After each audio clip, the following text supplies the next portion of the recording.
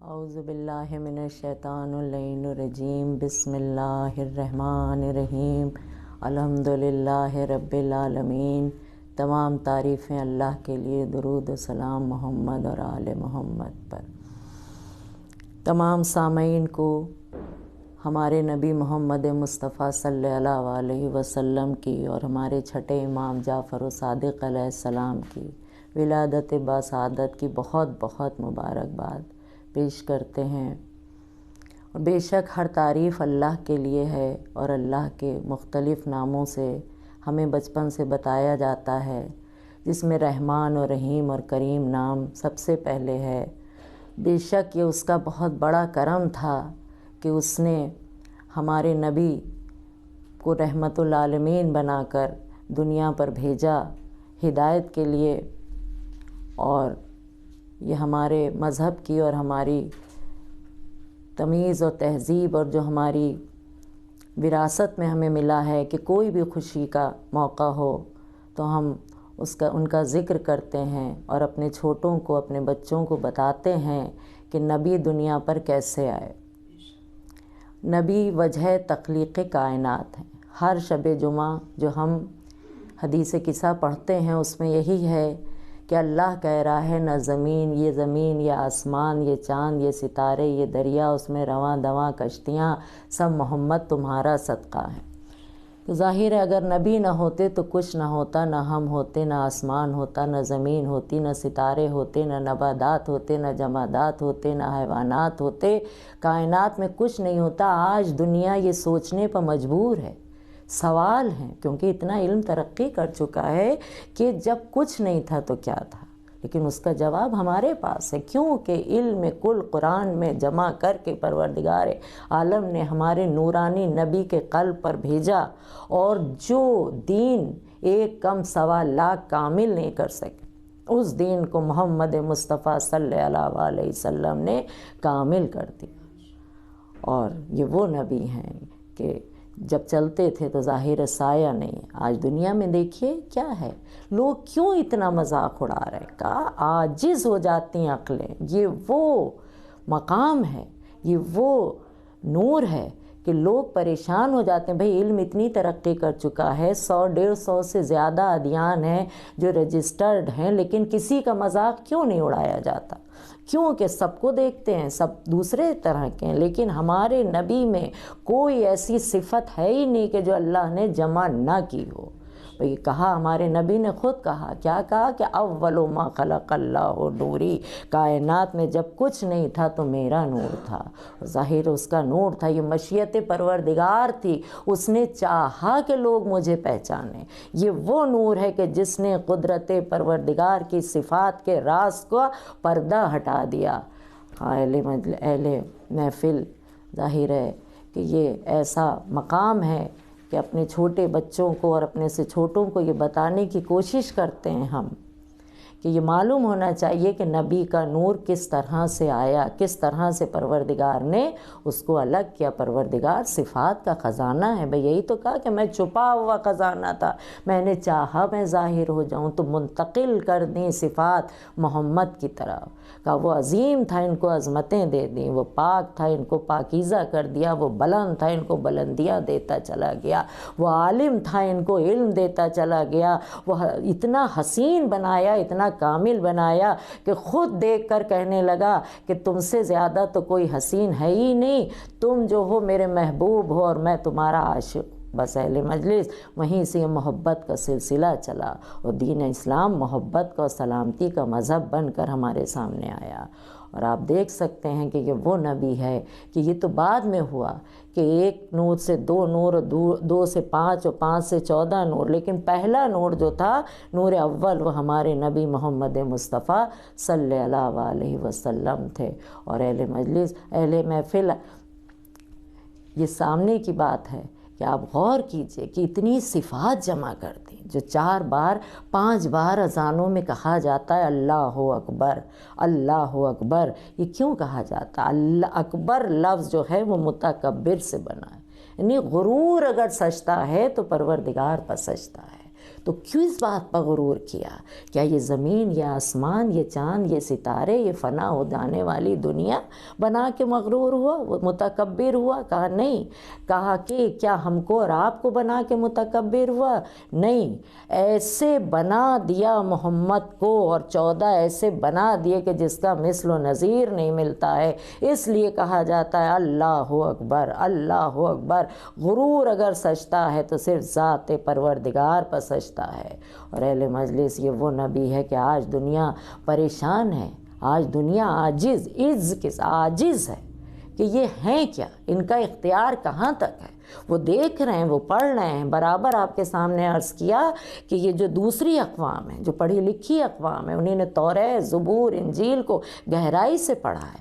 ہر کتاب میں، ہر آسمانی کتاب میں، ہر الہامی کتاب میں ذکر محمد اور آل محمد کا ہے. وہ سمجھ رہے ہیں کہ اگر علم کہیں پر ہے، اگر کائنات پر اختیار ہے تو ان کا ہے. تو عاجز ہو کر بھئی ظاہر ہے جو صاحب علم ہے وہ اسلام مذہب قبول کرتے ہیں. نہ پوری فہرست دیکھ لیجئے، یوٹیوب پر دیکھ لیجئے کتنے بڑے بڑے پڑھے لکھے ہیں، کیونکہ وہ علم کو دیکھتے ہیں، وہ حقیقت کو دیکھتے ہیں. وہ دیکھتے ہیں کہ کیا اختیار ہے، کہ چاند ستاروں پر اختیار ہے، درخت پر اختیار ہے. ہاتھ میں آ کے اگر ذرے اور کنکریاں آ جاتی تھیں، پتھر آ جاتے تھے تو اللہ کی تسبیح پڑھنے لگتے تھے. اشارہ کیا تو چاند کے 2 ٹکڑے ہو گئے. قرآن کو پڑھا، دیکھا، اس کی گہرائی کو دیکھا اور سمجھا، اور اس کے بعد سمجھا کہ بے شک یہ کتاب بھی سچ ہے اور یہ جو نبی آیا ہے وہ بھی سچ ہے.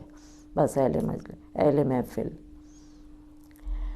آج جو سب سے بڑی چیز ہے تو اسی 14 کی جو نور کا سلسلہ ہے، اس میں پیدائش ہمارے چھٹے امام جعفر و صادق علیہ السلام کی بھی ہے.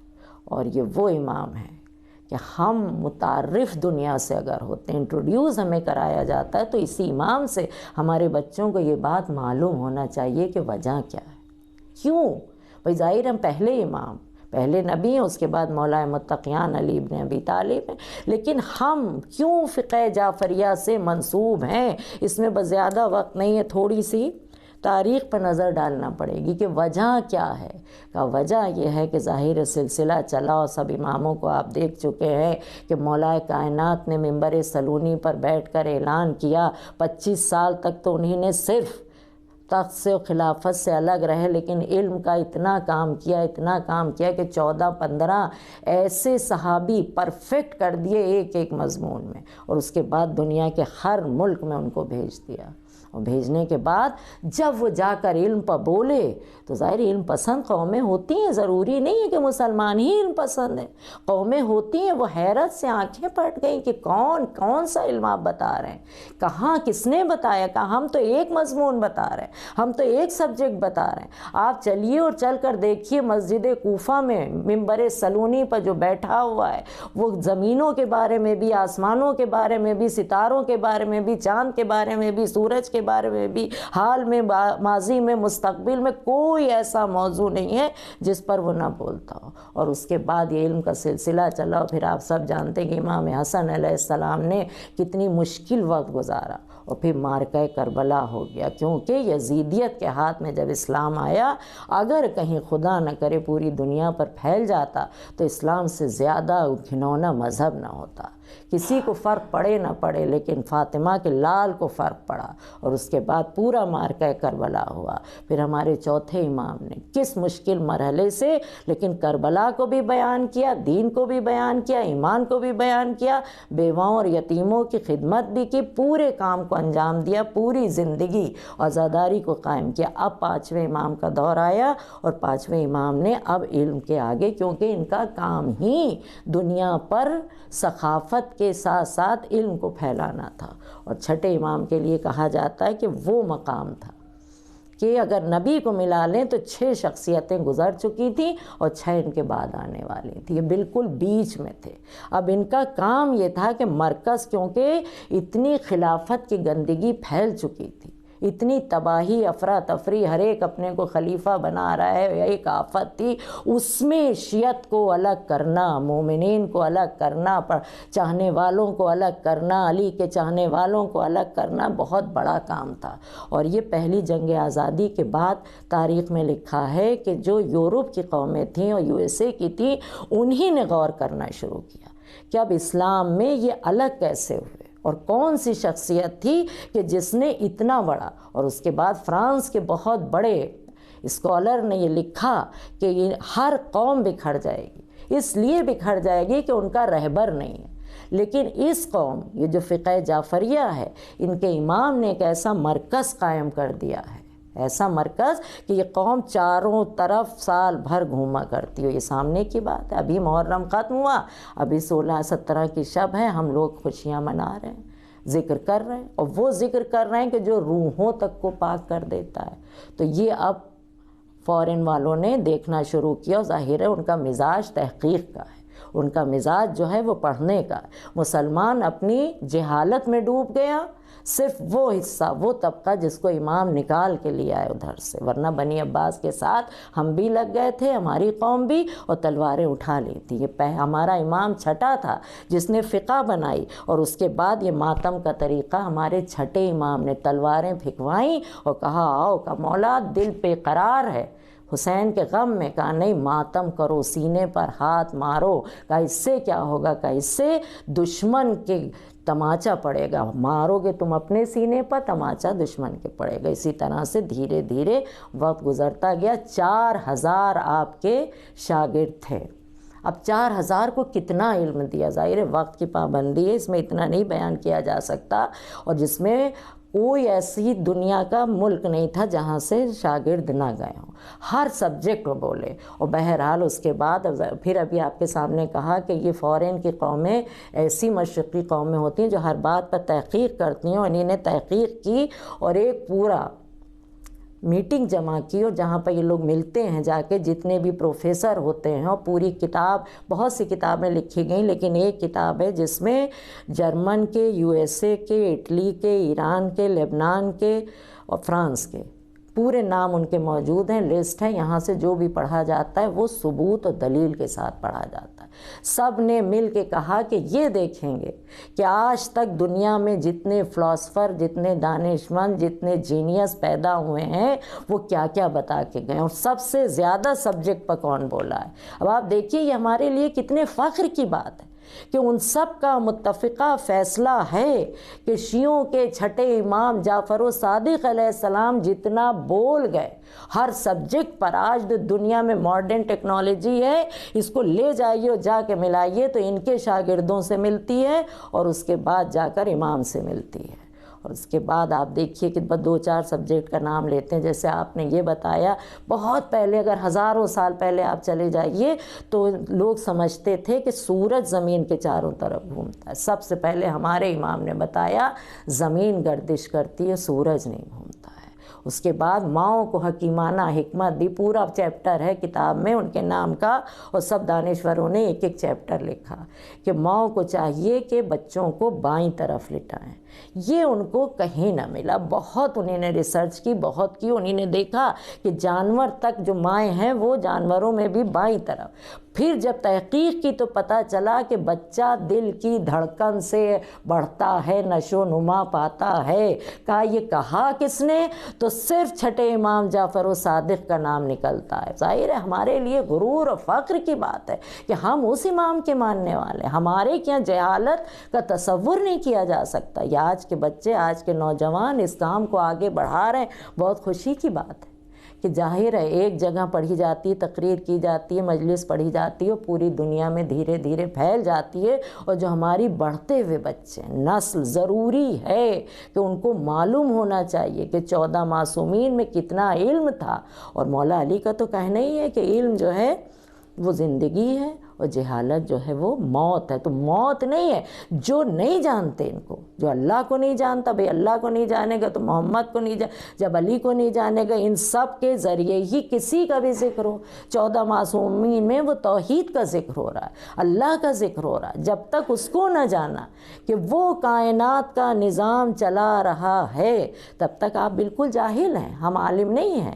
آپ بہت بڑے ڈاکٹر بن گئے، لیکن اگر آپ روح پر نہیں بول پائے تو آپ کیا جانیں؟ اگر روح کو کس نے بتایا؟ اب آپ دیکھیے برابر محرم ختم ہوا، ایک ایک جینیس نے، ایک ایک ذاکر نے کیسی کیسی مجلسیں پڑھی اور کیا کیا ٹاپک سامنے رکھے، اور اگر ہم اسی لائن پر چلتے رہیں انشاءاللہ اور اسی طرح محرم کے بعد بھی علم کو حاصل کرتے رہے، اور ہماری مائیں اور بہنیں جو ہیں اپنے بچوں کو اس راہ پر لگاتی رہیں، تو ہم ضرور اس مقام پر پہنچیں گے کہ جب ظہور امام زمانہ ہوگا تو ہم ان کے ناصروں میں ہمارا شمار ہوگا۔ بس اہل مجلس بات کو ختم کرتے ہیں یہیں پر اور دعا کرتے ہیں کہ ہمیں پروردگار عالم 14 معصومین کے تصدق پہ ہم شیعان حیدر قرار ایسا کردار عطا کر دے۔ اسی لیے کہا کہ اپنی محفلوں اور اپنی مجلسوں کو حسین بنا دو، زینت کے معنی خوبصورت بنا دو۔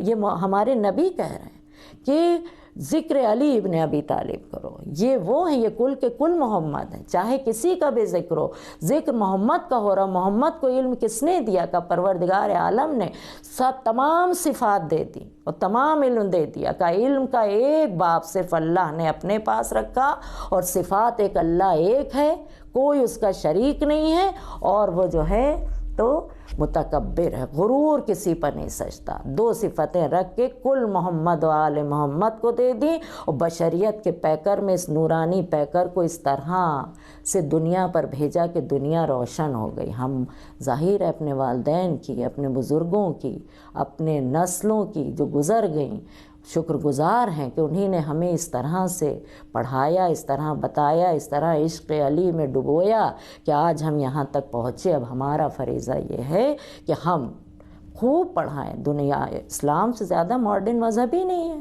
کہ قدیم مذہب بھی اسلام ہے اور جدید مذہب بھی۔ بھئی آج جدت کاہے کی ہے، ماڈرن کاہے کی بات ہے؟ کہ جتنا زیادہ پڑھ جاؤ اتنے زیادہ ماڈرن ہے۔ لفظ کو بگاڑ دیا لوگوں نے۔ تو وہ ہم تبھی بن سکتے ہیں جب محمد اور آل محمد کے بتائے ہوئے راستے پر چل کے، اور بڑے بڑے عالم کہتے ہیں کہ اگر کوئی بھی سبجیکٹ آپ پڑھ رہے ہیں اور یہ سوچ کے پڑھ رہے ہیں، یہ نیت کر کے پڑھ رہے ہیں کہ ہم اللہ کی خوشنودگی کے لیے پڑھ رہے ہیں، تو وہ عبادت ہے۔ ایک نعرہ